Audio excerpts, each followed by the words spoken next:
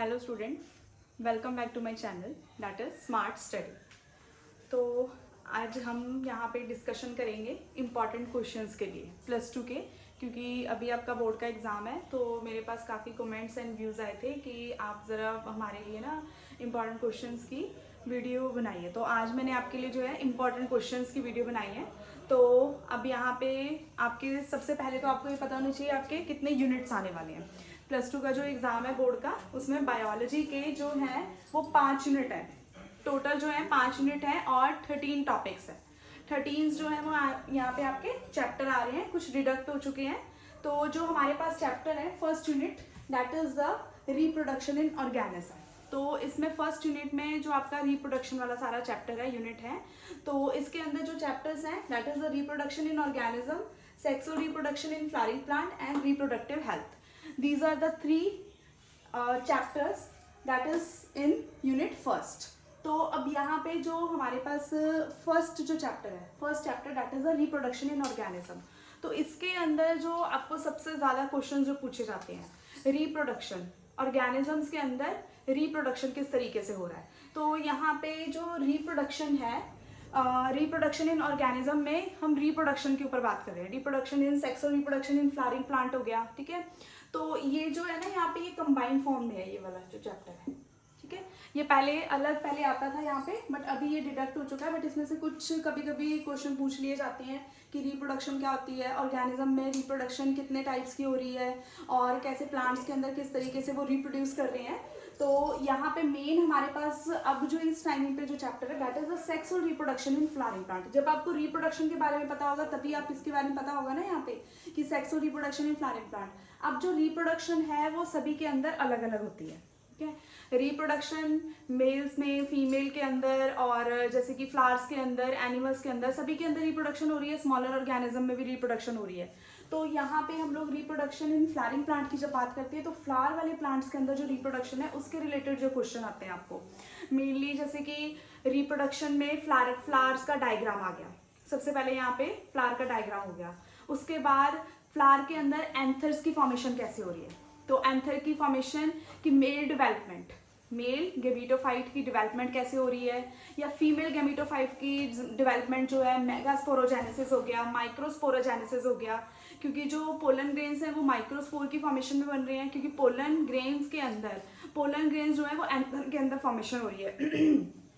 अब जो एंथर है, एंथर के अंदर जो फॉर्मेशन हो रही है, क्योंकि मैंने आपको बताया था एंथर इस तरीके से, इवन माई वीडियो जिसमें मैंने आपको एंथर्स के अंदर पोलन ग्रेन्स की फॉर्मेशन के बारे में बताया था। बट इसका एक प्रॉपर प्रोसेस होता है जो ये 5 मार्क्स में क्वेश्चन आता है आपको, जिसके अंदर यहाँ पे ये है कि डेवलपमेंट के बारे में बताओ पूरे, मतलब डायग्रामेटिकली आपने ये सॉल्व करना है 5 मार्क्स में। 2 मार्क्स में भी आ जाता है कि जस्ट ओनली डायग्राम आ जाए, ओव्यूल का डायग्राम आ गया आपको, ठीक है।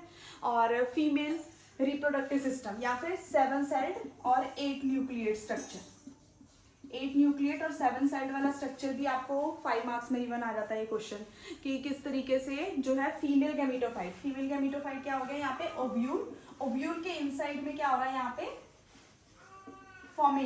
फॉर्मेशन ऑफ एंटीपोडल साइनर्जिड्स और एग सेल्स की फॉर्मेशन कैसे हो रही है, वो सारा इसके 7 सेल्ड 8 न्यूक्लिएट वाले स्ट्रक्चर। ये कंफर्मली हमेशा एग्जाम में आती है, क्वेश्चन घुमा के भी आ जाता है। ओव्यूल का स्ट्रक्चर कि आपने यहाँ पे इंटेगुमेंट्स होगी, जो इसकी सारी लेयर्स वगैरह होगी उसको डिस्क्राइब करना है, प्रॉपर डायग्राम मेकिंग करनी है इसकी। और जैसे इसका जो क्वेश्चन आता है ना, मोस्टली जो क्वेश्चन है वो इस तरीके से आता है कि explain the development of female gametophyte, या फिर explain 7 sailed 8 nuclear structure of female gametophyte, ठीक है।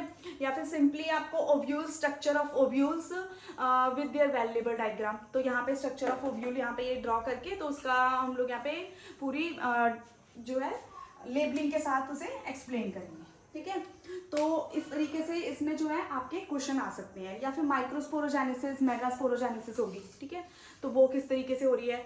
पॉलिनेशन वाला क्वेश्चन भी होता है जो 5 मार्क्स में आ जाता है, पॉलिनेशन एंड इट्स टाइप्स, कि किस तरीके से पॉलिनेशन हो रही है, ट्रांसफॉर्मेशन हो रहा है। जैसे कि इसमें 3 मार्क्स में भी क्वेश्चन आ जाता है आपको डबल फर्टिलाइजेशन।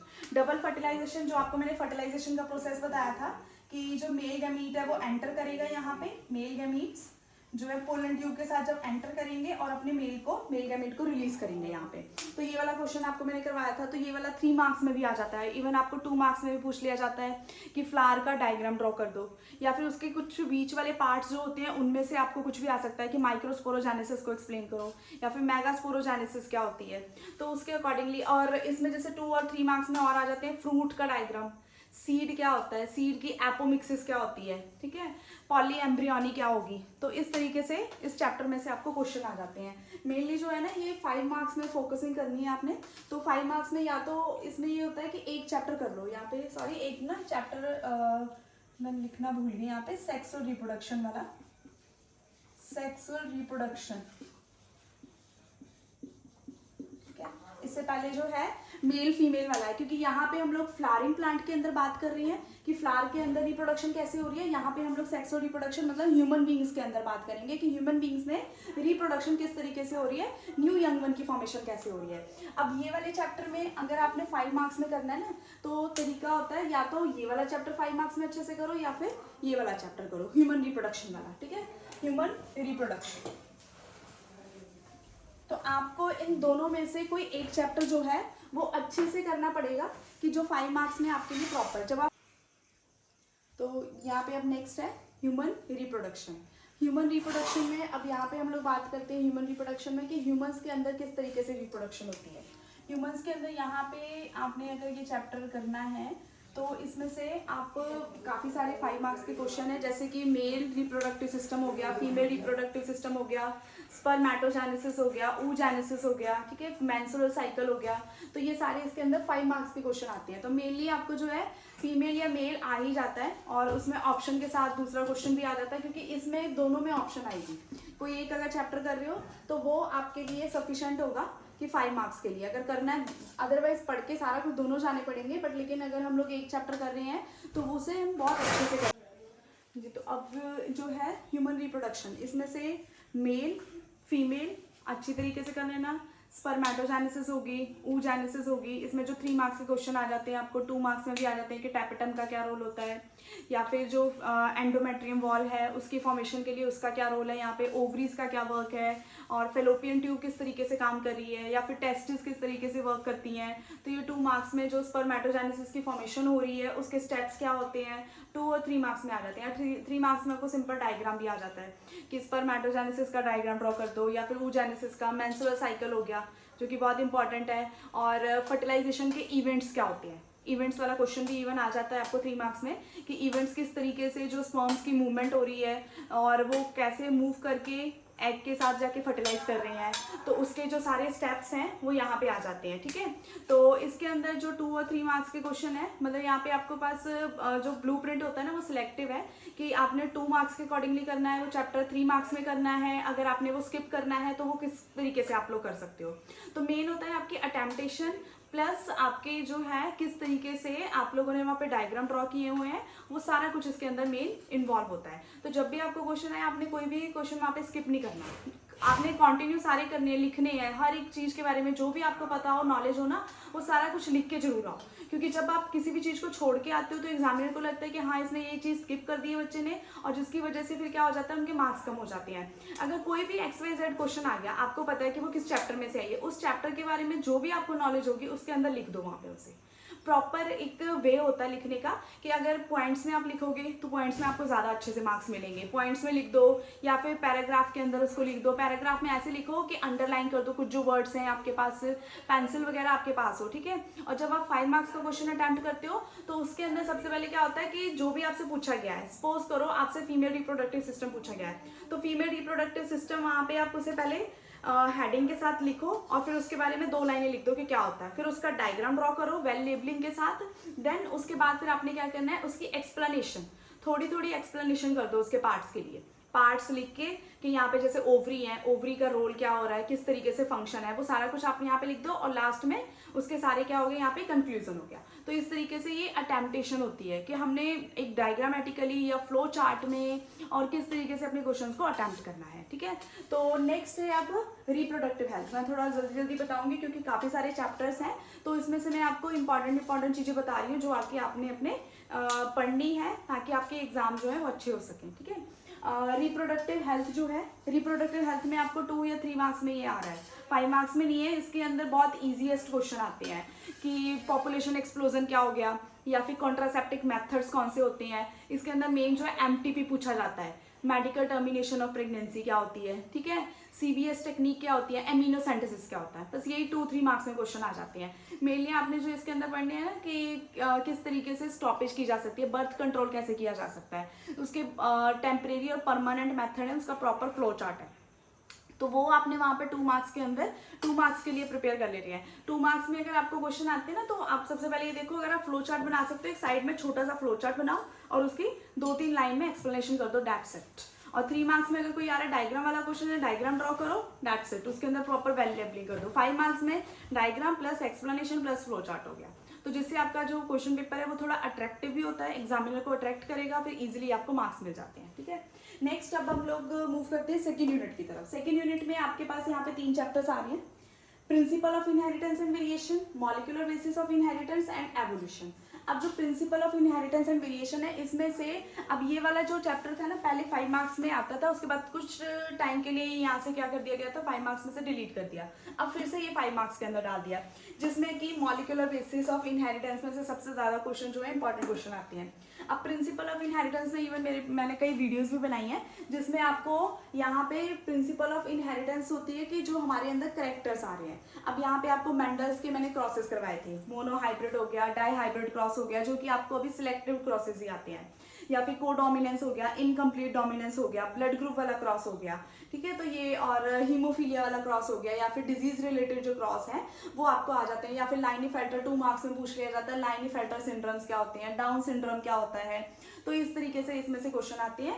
ज़्यादा टफ वाले क्वेश्चन नहीं आते, मेनली ब्लड ग्रुप के साथ रिलेटेड हो गया, उसमें से ज़्यादा क्वेश्चन पूछे जाते हैं कि अगर फादर का ये ब्लड ग्रुप है, मदर का ये, बेबी का फाइंड आउट करो।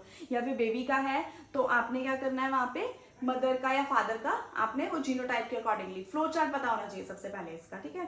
या क्रॉस ड्रॉ करने आ जाते हैं, नॉर्मली इनकम्प्लीट डोमिनेंस का क्रॉस ड्रॉ कर दो, ठीक है। हीमोफीलिक जो कोई पेशेंट है और उसके जो मदर है या फिर जो उसके कैरियर फीमेल है या फिर वो नॉर्मल है, तो उसका क्रॉस जब ड्रॉ करेंगे तो आगे ट्रांसफर होगा कि नहीं होगा। सिकल सेल एनीमिया वाला हो गया, जो कि इवन मैंने अपनी पहले पुरानी वीडियोस में बताया भी हुआ है आपको। तो उस अकॉर्डिंगली इसमें से और इसमें जो होते हैं ना, एक डिजीज वाला लाइनीफेल्टर सिंड्रोम्स क्या होते हैं और किस तरीके से बॉडी के अंदर चेंजेस आ रहे हैं, कैसे ये जो है ट्रांसफर हो रही हैं, और वो सारे इसमें से 2 या 3 मार्क्स में ये आपको चैप्टर आ जाता है, ठीक है। अब यहाँ पे जो ये 5 मार्क्स में है, मॉलिक्यूलर बेसिस ऑफ इनहेरिटेंस, तो इसके अंदर बहुत बच्चों को कहना बहुत टफ लगता है, बट बहुत ईजी चैप्टर है ये वाला। इसके अंदर हो गया मेनली डीएनए। एक्सपेरिमेंट जो होते हैं वो 2 मार्क्स में आ जाते हैं आपको। एक्सपेरिमेंटल जो चारगफ का मैंने एक्सपेरिमेंट बताया था आपको, या फिर हर्शी एंड चेज हो गया, ग्रिफ्थ एक्सपेरिमेंट हो गया, तो उन्होंने क्या एवरी का एक्सपेरिमेंट हो गया कि क्या एक्सपेरिमेंट दिए थे, क्या कंक्लूजन निकाला था उसमें, ठीक है। और सबसे पहले यहाँ पे इसमें आएगा डीएनए, क्योंकि मैंने आपको डीएनए करवाया था। डीएनए से बॉडी के अंदर फिर क्या होगा, यहाँ पे आरएनए की फॉर्मेशन होती है, आरएनए से फिर क्या बनेंगे, प्रोटीन की फॉर्मेशन होती है। अब जो डीएनए के बारे में आपको स्टडी करवाया था, ये डीएनए की प्रॉपर फुल फ्लैश वीडियो है, तो ये क्वेश्चन आपको 5 मार्क्स में आ जाता है। डीएनए को एक्सप्लेन करिए, तो प्रॉपर डायग्रामेटिकली आपने उसको एक्सप्लेन करना है, उसकी एक्सप्लेनेशन करनी है, डायग्राम ड्रॉ करना है, वहाँ पे लेबलिंग करनी है, ठीक है। आरएनए के बारे में, आरएनए की 3 फर्दर टाइप्स भी होती हैं इसके अंदर, यहाँ पे एमआरएनए, आरआरएनए और tRNA, these are the 3 types of the RNA, ठीक है। उसके बाद आरएनए से अब प्रोटीन बन रहा है, that is the central dogma. 2 marks में क्वेश्चन इवन आ जाता है इसका, what is central dogma. Central dogma क्या होता है कि यहाँ किस तरीके से ट्रांसफॉर्मेशन हो रहा है एनर्जी का, ठीक है। तो यहाँ पे हो गया ट्रांसलेशन, ट्रांसक्रिप्शन और लैक ओपरन मॉडल, जो कि 3 मार्क्स में और 2 मार्क्स में आ जाते हैं। मेनली 3 मार्क्स में आता है लैक ओपरन मॉडल, जिसमें आपने सिर्फ डायग्रामेटिकली बताना है कि स्विच ऑन और स्विच ऑफ वाला सिस्टम है, कि यहाँ पे लैक ए, लैक वाई, लैक जेड होते हैं, वो ट्रांसक्रिप्शन और ट्रांसलेशन, क्योंकि ये प्रोकैरियोट्स के अंदर होता है लैक ओपरन मॉडल। तो ये आपको आ गया यहाँ पे 3 मार्क्स में, तो 3 मार्क्स और 5 मार्क्स में इस तरीके से जो ट्रांसक्रिप्शन और ट्रांसलेशन है, या फिर डीएनए है, या फिर आरएनए है, रेप्लिकेशन, जो कि मेरी वीडियो भी है रेप्लिकेशन के ऊपर, ये आपको 5 मार्क्स में आ जाते हैं क्वेश्चन यहाँ पे। और इन्हीं के बीच में से 2 मार्क्स वाले या 3 मार्क्स वाले क्वेश्चन निकल आते हैं कि डायग्राम पूछ लिया किसी का, या फिर उसमें से क्या हो सकता है कि आपको वो पूछ लेते हैं कि ओकाज़की फ्रेगमेंट्स क्या होते हैं, या कॉन्टिन्यूस स्ट्रैंड क्या है, डिसकॉन्टिन्यूस स्ट्रैंड क्या है, कॉम्प्लीमेंट्री स्ट्रैंड, एक स्ट्रैंड बना के आ जाएगा आपको डीएनए का, उसका कॉम्प्लीमेंट्री कॉम्प्लीमेंट्री बेस पेयर्स आप ज्वाइन करके दिखाओ कि डीएनए के कॉम्प्लीमेंट्री बेस पेयर क्या होंगे, या फिर एमआरएनए के साथ रिलेटेड है तो उसके अंदर हम लोग क्या करते हैं, यहाँ पे यूरासिल बताया था आपको, टी की जगह क्या आ जाएगा, यूरासिल की फॉर्मेशन हो जाती है यहाँ पे, ठीक है। तो वो यहाँ पे आपको क्वेश्चन आ जाते हैं कि आरएनए की टाइप्स के बारे में बता दो, या फिर एमआरएनए को बता दो, एमआरएनए का स्ट्रक्चर, टीआरएनए का स्ट्रक्चर, जो कि एक लीफ लाइक स्ट्रक्चर होता है टीआरएनए का, ठीक है। वो आगे जब मैं आपको नेक्स्ट वीडियो में करवाऊंगी उसमें बताऊंगी किस तरीके से वो लीफ लाइक स्ट्रक्चर की फॉर्मेशन होती है, और वो हेल्प करता है आगे फर्दर कॉम्बिनेशन के लिए, और न्यू जो हमारे प्रोटीन्स हैं, प्रोटीन की फॉर्मेशन के लिए हेल्प करता है सेंट्रल डोग्मा, जो कि हमारी बॉडी को नीड होती है, प्रोटीन बिल्डिंग ब्लॉक्स हैं हमारी बॉडी के लिए। तो इसमें इसी तरीके से जो 2 और 3 मार्क्स के बीच बीच में से क्वेश्चन बन जाते हैं आपके। अगर आप 5 मार्क्स के लिए कोई भी चैप्टर रीड कर रहे हो तो इवन आपको 2 और 3 मार्क्स में वो इजीली क्लियर हो जाएगा वहाँ पे, ठीक है।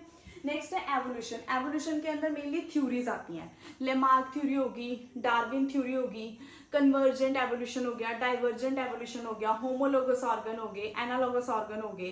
तो वो इस तरीके से यहाँ पे एवोल्यूशन में 2 मार्क्स में जैसे कोई भी आपको थ्योरी है, नेचुरल सिलेक्शन थ्योरी है, या फिर उस थ्योरी में से आपको वो वहाँ से क्वेश्चन निकाल लेते हैं कि नेचुरल सिलेक्शन क्या है, या फिर हार्डीज वेनबर्ग प्रिंसिपल क्या होता है, या फिर उसमें से यहाँ पे आपको पूछ लेंगे कि डार्विन की थ्योरी के पॉइंट्स लिख दो, या लेमार्क की थ्योरी के पॉइंट्स लिख दो, या फिर उन्होंने कैसे एक्सप्लेन किया था, किस तरीके से उन्होंने बताया था कि आगे जो है फर्दर फॉर्मेशन हो रही है, या फिर हमारी जो अर्थ की ओरिजिन कैसे हुआ है, अर्थ पे किस तरीके से यहाँ पे फॉर्मेशन हुई है, यंग वंस की फॉर्मेशन हो रही है। तो वो एवोल्यूशन के बारे में डिस्क्राइब किया गया है कि इवॉल्व कहाँ से हो रहा है। एवोल्यूशन का मतलब इवॉल्वेशन, कि पुराने जो ऑर्गेनिज्म थे उसके बाद जो न्यू की फॉर्मेशन हुई है, वो ऑर्गेनिज्म के अंदर रेप्टाइल्स बने हैं, बर्ड्स बने हैं, तो वो सारे किस तरीके से फॉर्मेशन हो रही है, मतलब वहाँ पे उनके अंदर क्या क्या चेंजेस आए हैं according to their environmental condition. तो वो सारी चीज़ें यहाँ पे थ्योरीज के अंदर आ जाती हैं। तो थ्योरीज के अंदर ये सारी चीज़ें डिस्क्राइब हैं, तो आपने ये मेनली जो है तो थ्योरीज के अकॉर्डिंगली पढ़ना है आपने, क्योंकि ये 3 मार्क्स में इसके क्वेश्चन बहुत ज़्यादा आते हैं। डी वेरीज हो गया, या फिर लेमार्क की थ्योरीज को एक्सप्लेन कर दो, तो फ्लो चार्ट ड्रॉ करो और उसके बाद उनके एक एक पॉइंट्स के लिए एक्सप्लेनेशन कर दो। तो that is the evolution. Now next is 3rd unit, that is the human health and disease और माइक्रोब इन ह्यूमन वेलफेयर, ठीक है। अब ह्यूमन हेल्थ एंड डिजीज, तो इसमें से नॉर्मली डिजीज वाले क्वेश्चन आ जाते हैं आपको जैसे मलेरिया, मलेरिया का लाइफ साइकिल ड्रॉ कर दो, ठीक है। वो आपको 3 मार्क्स में आ गया। 2-3 मार्क्स वाला चैप्टर है, ये 5 मार्क्स में नहीं आता है। मलेरिया का डायग्राम, लाइफ साइकिल हो गया। डेंगू क्या होता है, उसके सिम्टम्स क्या हो गए, ठीक है। फीवर क्या होता है, फीवर के क्या क्या सिम्टम्स होते हैं, किस तरीके से ट्रांसफॉर्मेशन हो रही है, कफ, कोल्ड, तो ये सारे जो डिजीज़ हैं उनके बारे में यहाँ पे डिस्क्रिप्शन है। या एलिफेंटिसिस डिजीज़ क्या होती है, और कैंसरस सेल क्या होते हैं, नॉन कैंसरस सेल्स क्या होते हैं, ट्यूमर सेल्स क्या होते हैं, इम्यूनिटी क्या होती है, यहाँ पे immunity, B cells, T cells क्या हो गए, यहाँ पे वो किस तरीके से हेल्प कर रहे हैं, स्टॉप कर रहे हैं, हमारी बॉडी में न्यू फॉर्मेशन के लिए हेल्प करते हैं। वो सारे के सारे यहाँ पे क्या गया, ह्यूमन हेल्थ एंड डिजीज। और इसमें ड्रग्स वाले क्वेश्चन भी इवन आ जाते हैं कि ड्रग्स जो है उससे बॉडी के अंदर अल्कोहल से क्या इफेक्ट हो रहा है, या फिर वो ड्रग्स हमें ऑब्टेन कहाँ से हो रहे हैं, और उन ड्रग्स के लिए जैसे कि अगर हम लोग यहाँ पे स्टॉप करें बॉडी के अंदर जो फॉर्मेशन है, या फिर जो बॉडी के अंदर हमारे किस तरीके से हम लोग स्टॉप कर सकते हैं कि ड्रग्स के जो इफेक्ट हैं, या फिर हम लोग उनके इफेक्ट को कैसे कम कर सकते हैं।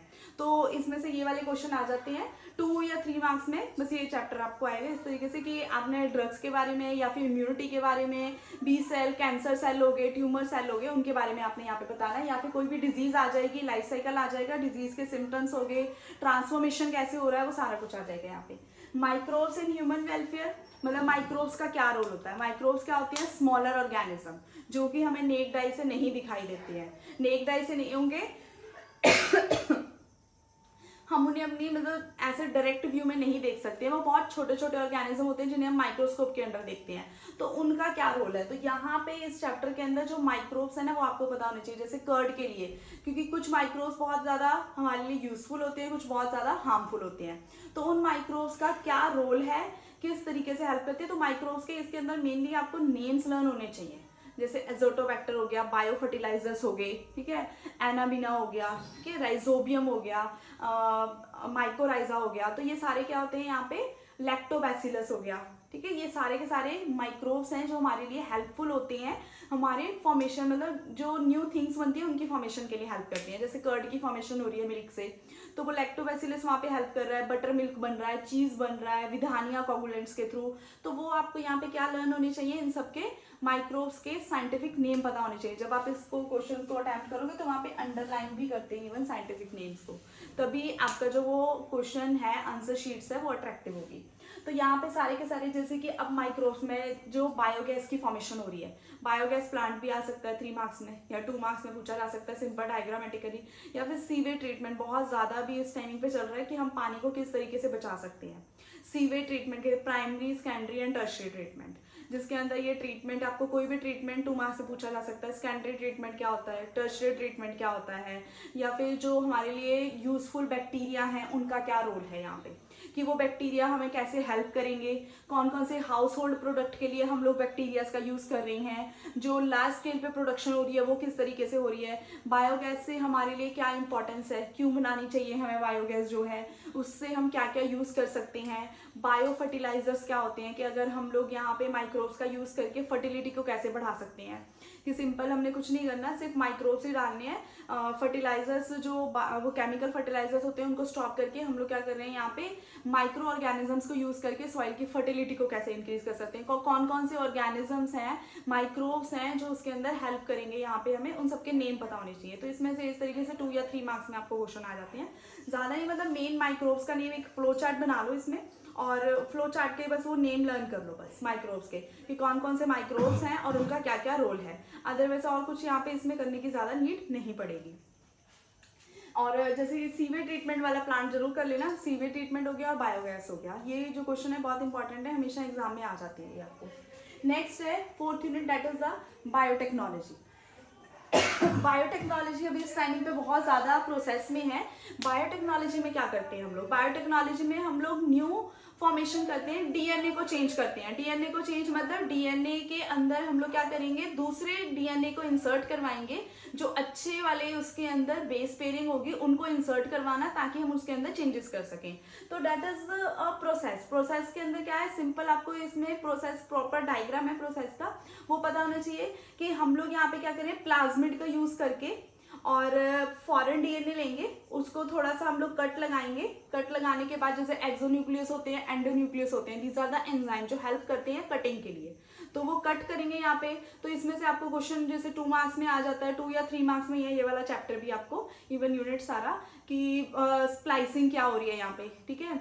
और जो कटिंग है, एक्सोन्यूक्लियस का क्या वर्क है, एंडोन्यूक्लियस का क्या वर्क है यहाँ पे, और मॉलिक्यूलर सीजर्स किस तरीके से हेल्प कर रही हैं, प्लाज्मिड का क्या रोल है, और जो हमारे पास असर्शिया कोलाई है उसका क्या रोल है, और जो हमारे पास कॉम्बिनेशन रिकॉम्बिनेंट डीएनए बन रहा है, रिकॉम्बिनेंट डीएनए होता है जैसे कि हमारे पास प्लाज्मिड वाला डीएनए, इसके अंदर हमने एक इंसर्ट करवाया, तो that is the R DNA, मतलब यहाँ पे रिकॉम्बिनेंट, रिकम्बाइन हो गया, कोई और डीएनए को हमने इंसर्ट करवाया, that is the recombinant DNA. अब ये क्या है, इसके अंदर किस तरीके से इंसर्शन हो रही है या फिर जो ज्वाइनिंग है वो आपको ओकाज़की फ्रेगमेंट में बताई थी, लाइगेज एंजाइम जो है वो ज्वाइन करने के लिए हेल्प कर रहा है। तो ये एक प्रोसेस है, वो प्रोसेस आपको पता होना चाहिए, उसी में से आपको 2 या 3 मार्क्स में से क्वेश्चन आ जाते हैं। सिंपल प्रोसेस भी ड्रॉ करने के लिए आ जाता है, या फिर बायोटेक्नोलॉजी प्रिंसिपल है क्या, क्या कौन कौन से इसके जो 2 प्रिंसिपल्स हैं वो वाला क्वेश्चन भी 2 मार्क्स में आ जाता है। प्रोसेस क्या है इसका, प्रॉपर वे में प्रोसेस क्या है।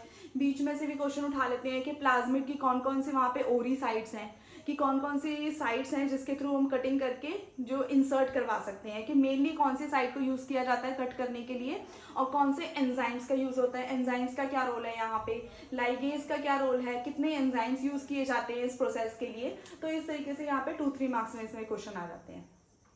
बायोटेक्नोलॉजी एंड एप्लीकेशन, वही उसी का यहाँ पे नेक्स्ट पार्ट है, मतलब अब इसकी एप्लीकेशन कौन कौन सी फील्ड में, अगर हम बायोटेक्नोलॉजी का यूज़ कर रही हैं तो बायोटेक्नोलॉजी कहाँ कहाँ पे यूज़ हो रही है।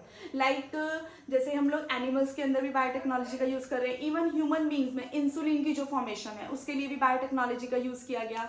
एनिमल्स हो गए, स्मॉलर माइक्रोब्स हो गए, सभी के अंदर बायोटेक्नोलॉजी का, इवन सबसे ज़्यादा हम लोग प्लांट्स के अंदर भी कर रहे हैं। जैसे बीटी कॉटन हो गया, दैट इज द एप्लीकेशन है ये। बीटी कॉटन वाला क्वेश्चन बहुत आता है 2 मार्क्स में, कि बैसिलस थुरेनजेनेसिस क्या होता है, इंसेक्ट्स के अंदर इसका क्या रोल है, और हमने बीटी कॉटन की प्रोडक्शन ही क्यों की थी, क्यों हमने बीटी कॉटन को ही लेके आए थे, क्योंकि वो ज़्यादा क्या कर रहा है यहाँ पे उसकी बीटी कॉटन जो है ना, उसको कोई भी इंसेक्ट इजीली हार्म नहीं कर सकते, क्योंकि वो एक रिकॉम्बिनेंट डीएनए के थ्रू, मतलब बायोटेक्नोलॉजी के थ्रू उसके अंदर इंसर्ट करवाया गया था डीएनए को। अब एनिमल्स में इसका क्या रोल है, एनिमल्स के अंदर हम बायोटेक्नोलॉजी के थ्रू क्या क्या चेंजेस कर सकते हैं। अब तो इसके अंदर बहुत सारी न्यू टेक्निक्स आ रही हैं बायोटेक्नोलॉजी में, कि हम लोग इवन ह्यूमंस के अंदर भी उनके डीएनए को चेंज कर सकते हैं, कि अगर कोई डीएनए या डिजीज है या कुछ भी चीज़ है तो उसको हम लोग बायोटेक्नोलॉजी के थ्रू वहाँ से रिमूव करके और उस चीज़ को हम सही कर सकते हैं। तो बायोटेक्नोलॉजी अभी बहुत ज़्यादा प्रोसेस में है, और इसके थ्रू न्यू थिंग्स जो है उनकी फॉर्मेशन हो रही है, न्यू प्रोसेस जो हो रही हैं, बहुत सारे प्रोसेस बन रही हैं, न्यू टेक्निक्स लेके आ रहे हैं बायोटेक्नोलॉजी के थ्रू। तो इसके अंदर जो यहाँ पे एप्लीकेशन में, एक तो बीटी कॉटन वाला क्वेश्चन बहुत इंपॉर्टेंट है, गोल्डन राइस की फॉर्मेशन क्यों हुई थी, तो ये वाला हो गया। इंपॉर्टेंस होगी कि यहाँ पे बायोटेक्नोलॉजी की इंपॉर्टेंस क्या है, एप्लीकेशन क्या है, इसका रोल क्या हो रहा है यहाँ पे, तो ये सारे इस तरीके से यहाँ पे एप्लीकेशंस में आपको क्वेश्चन आ जाते हैं। तो ये हो गया आपका बायोटेक्नोलॉजी वाला, ठीक है। अब नेक्स्ट है आपका last unit, that is the ecosystem, जो कि है organism and population, environmental issue, biodiversity, जो कि आप इवन ईवीएस में भी इस चीज को स्टडी करते हो। तो यहाँ पे ऑर्गेनिज्म एंड पॉपुलेशन में जो आपको ये वाला जो चैप्टर है, पहले 5 मार्क्स में भी था, अब आपको 2-3 मार्क्स में आ गया यहाँ पे। तो 2-3 मार्क्स में जो ऑर्गेनिजम्स क्या होते हैं, पॉपुलेशन मतलब उनकी पॉपुलेशन कम्युनिटी पहले कैसी थी, पाइनियर कम्युनिटी क्या थी, अब न्यू कम्युनिटी की क्या फॉर्मेशन हो रही है, अब जो हमारे स्पीशीज हैं आपस में इंटरेक्शन कर रही हैं, जो कि आपको पॉजिटिव और नेगेटिव इंटरेक्शन होती है, कि कोमेंसलिज्म क्या हो गया, ठीक है, पैरासिटिज्म क्या हो गया, प्रीडेशन क्या हो गया। तो ये सारे क्या हैं, आपको 2 मार्क्स में क्वेश्चन आ जाते हैं, इसमें से कोई भी एक चीज उठा लेंगे। या एस शेप ग्रोथ कर्व क्या होती है, सिंपल उसको सिर्फ ड्रॉ कर देना आपने 3 मार्क्स में, कि एस शेप क्या होगी, जे शेप ग्रोथ कर्व क्या होगी।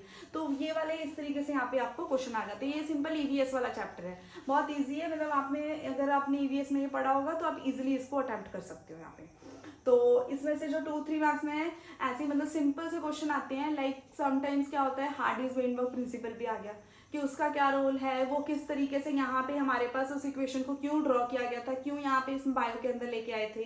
तो ऑर्गेनिजम्स किस तरीके से यहाँ पे अपने आप को सक्सेस कर रही हैं, सक्सेस इन द सेंस कि उनका सर्वाइवल कैसे पॉसिबल हो पा रहा है। तो इस तरीके से यहाँ पे ये घुमा के आपको क्वेश्चन पूछ ले जाते हैं। इन्वायरमेंटल इश्यूज तो बहुत इजी है, जिसके अंदर कि आपको पोल्यूशंस हो गए उनके रिगार्डिंग ही पूछा जाता है, जो कि आप छोटी क्लासेस से भी इवन पढ़ते आ रहे हो, कि इश्यूज क्या होते हैं, या साइकिल क्या होता है, ऑक्सीजन साइकिल क्या रोल है ऑक्सीजन का, या ओजोन लेयर का क्या रोल है, ओजोन लेयर की डैमेज कैसे हो रहा है, हम पोल्यूशन कैसे क्रिएट कर रहे हैं, वाटर पोल्यूशन हो गया, सॉइल पोल्यूशन, ये सारी चीजें इसके अंदर आ जाती हैं।